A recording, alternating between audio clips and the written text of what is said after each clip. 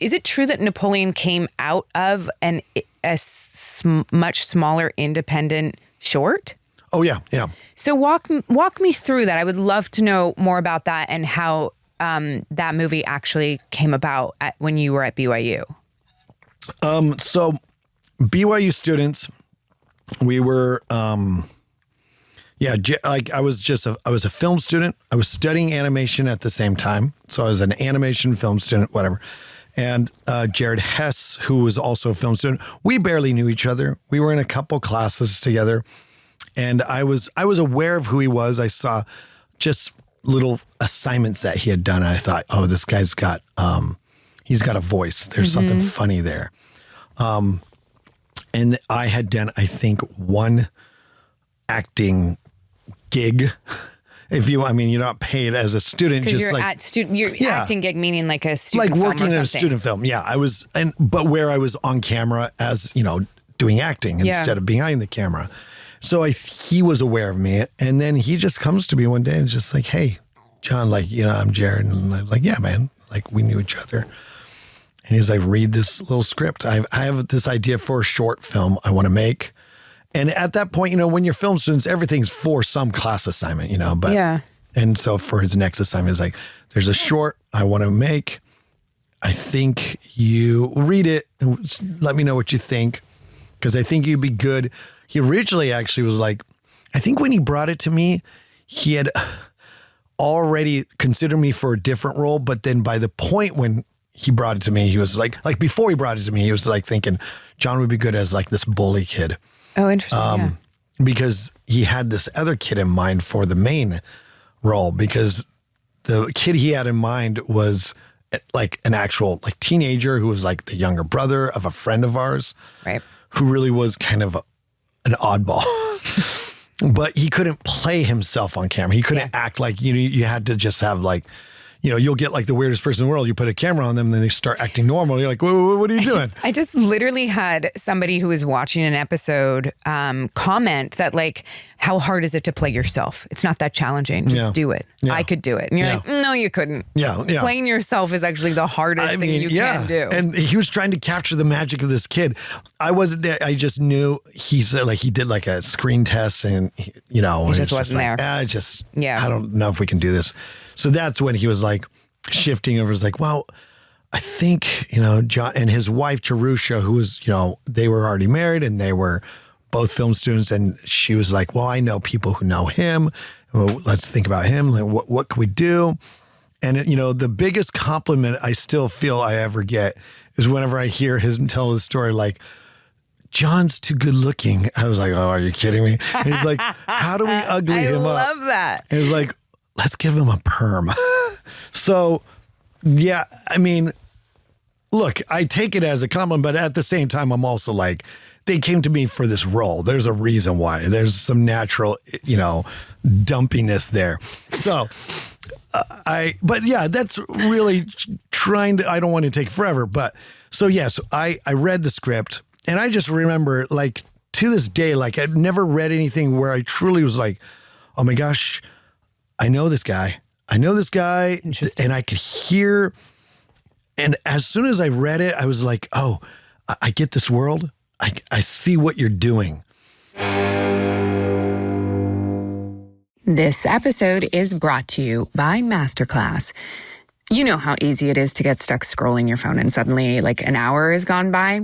Yeah, I've been there. And lately, I have been swapping that habit for something that actually leaves me feeling good. Masterclass. On the platform, you can learn from some of the best in the world to become your best. With plans starting at just $10 a month, billed annually, you get unlimited access to over 200 classes from business leaders and writers to chefs and athletes. Right now, I've been diving into acting with Helen Mirren. I mean, come on, like learning from the best? Exactly. That's what I love. And I've actually started applying what I've been learning. It's practical, inspiring, and honestly, it's become a routine that stretches my brain in the best way. Here's the best part. Every new membership comes with a 30-day money-back guarantee. So there's no risk. Right now, our listeners get an additional 15% off any annual membership at masterclass.com/Katee. That's 15% off at masterclass.com/Katee. Masterclass.com/Katee. And Jared immediately like started doing his version of like the character. Yeah. He was a very animated guy, and he just like starts talking like, so listen, I have to go to the store to get some Idaho Lotto tickets. Like he would just kind of do a little bit of this exaggerated version. Yeah. And I would hear, I was like, oh, I think he's either doing me or I don't know. Like what he means, you would immediately translate it. Yeah, what he wanted. Yeah. And I think he was thinking he was doing it in my voice. I don't know for sure. But point is I think the stars align perfectly. I say this all the time, and I don't know how else we could have made this process work more perfectly. I think it was luck and kismet and karma and all those things where he came, fate, where he, I understood this character 100%, and we were 100% on with the same vision for this character, and I think this world. And so as soon as I started doing like the character and kind of like, well, yeah, I think he, talks more like this. He's like, yes, that's it. And then we like went to this thrift store like the next day, and we just started picking out his clothes. And that's really when that character started to form in our minds. Like, oh yeah, this is how. And if we could have recorded, I so wish we could have recorded us just hanging out in this thrift store, because we'd hold up a shirt and we'd start doing the character and start kind of moving the way he would. And then and then his wife was like, John, what do you think about getting a perm? I was like, oh. I think it's really interesting that you guys did that, because for people that don't understand like what we do as a living, when you're finding a character, and I'm generalizing here, of course, but when you're finding a character, all of the stuff that you're talking about that you got to do with the director, we usually have to do on our own. Yeah. We have to do that sort of like discovery and sort of like, what would this character wear and how would they move and how would they do this? And every time you start answering those questions, the character speaks to you a bit more. You find them a bit more. But to find a character right away and hear their voice and understand them, that's rare. Yeah. And so that entire process that you did is so cool to me. Yeah. And I love that. And my question though is, do you think that because you guys were so under the radar and because the movie was a student film, do you think that you had more spontaneity, less pressure, and you really were able to become this character without all that shit that's put on people in the industry? 100%. I would think, because we were kids, you know, we were like in our low 20s, when we started talking about it. This was back in 2001. I mean, really. And it was over like just a couple days before I think we actually shot on my birthday, and it was in October. And yeah, it was shooting. I mean, anybody, it's like just going out with your buddy. Sure. It was an assignment.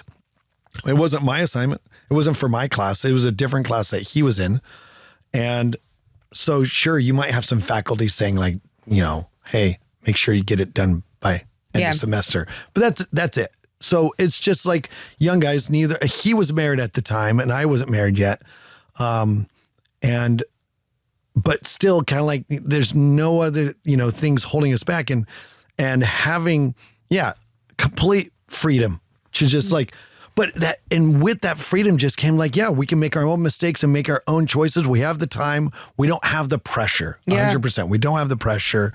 And so it was just the joy we had in bringing all this thing to life. Just kind of like, and again, having both Jared and I being synced with the same image for who this and goal for who this character was.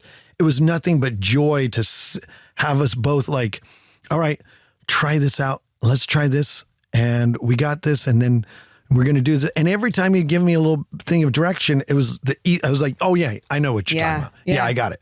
And then I do it, and then he'd be busting up laughing. It was like, that's perfect. Yeah, we got it. And so it was also like easy to shoot. We shot the short in 2 days. Yeah. We just drove up there over the weekend. We didn't have a lot of time. As a student, when you are on on an independent film or low budget anything, you're limited on time, but you don't need that much time because it also worked so quickly. We found the character. He knew what he wanted to do. And so it was beautiful. And then, for the film itself, which we shot like a year and a half later. So you guys have that short film. Yeah. What's the process between that short film to actually a feature film? The process was, so Jared, we shot the short film. We loved it. Faculty, students, anybody who saw it really enjoyed it. But, it's a student film. It's not getting out there in the world. We had shown it at Slam Dance, which is like the Sundance wannabe at the same time. Okay. And then it was kind of a test for he had always in his mind, and I found out later that he was like, I want to shoot, I want to make a movie while I'm here at school. I'm young. I know we had a friend whose brother had good chunk of cash. Simply is just out of the bed. Yeah. He was just like, hey, my brother, because he was good friends with Jared. And he says, dude, my brother has a lot of money and he's willing to, put up some money for a feature film. And I know because our friend had faith in Jared and knew that he was like, I know you want to try to do something. You got a vision. And Jared always knew he wanted to make a movie about some weirdo kid in Preston, Idaho, which is what the short was. Yeah. But he honestly was thinking of a different character. He was like, well, I did that. I want to do a different character. So the short was not Napoleon. No, it was Napoleon. It was the same character, but his name was Seth. Okay. Yeah. Interesting. But he knew he wanted to make his feature called Napoleon Dynamite and have the main character be named Napoleon Dynamite. And he came to me, he was like, Jon, what do you think about being in this feature? But I think for this one, we're going to just do it different. Maybe we'll shave your head and give you braces and have you just act, just a different kind of weirdo. And he was thinking that, but then after he let Peluca, which is the name of the short, breathe for a little while, he came back. He's like, no. We could do a feature on this character. Yeah. I still want to make it Napoleon Dynamite. I want to make it, in Preston, Idaho, and essentially the same kind of story as the short, but now we're going to have more characters. He's like, because the short just has the Napoleon character and Pedro and one other kid. What, was Pedro Ephraim at that point? No. Okay. No, okay. It was high school kids from that high school. He just went up there. That's amazing. Yeah. He was just like, hey, we're going to do a casting session. And I don't think there's any other actors that, there's just locals. I mean, it's kind of like the film. So when he wrote it, he always knew he had a Kip in mind. He had this I want this brother character. I want this uncle character. I want grandma. I want Pedro. I still want Pedro. Pedro was the only one pulled over from the short. Yeah. But yeah, when Peluca showed him, he was like, we've got this character with the perm and the boots. Yeah. We can do this whole thing. And I was like, yeah, let's do it. Was it independently financed or did he take the short, the script and a little bit of money and pre-sell the movie? No. So it was complete independent. It was complete independent. It was like our buddy's brother with his wad of cash. He's just like, here you go.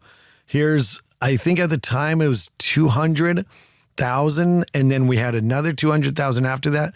So I think he knew ahead of time, but it was about just production was 200,000, and so he's like, "Here's your 200,000, go."